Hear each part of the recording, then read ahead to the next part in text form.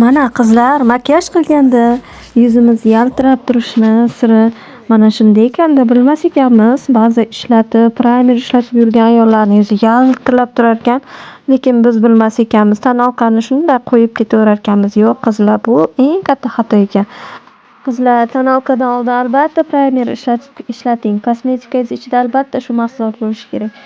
Chunki sizni yuzingizni ko'rganda hamma qanaqa qilib yuzingiz bunaqa yorug', chiroyli, yaltillaydi degan savollar bo'ladi sizda. Chunki siz yuzingizni porlatgan, yorug' qilgan bo'lasiz. Aynan shu mahsulot barcha ayollarning kosmetikasida bo'lishi kerak. Tavsiya qilaman qizlar. Mana sizlarga hozir mana shu ayol ishlatgan Dove vositasini ko'rsatadi mana. Yuzni tonini ham bir xil qilib beradi.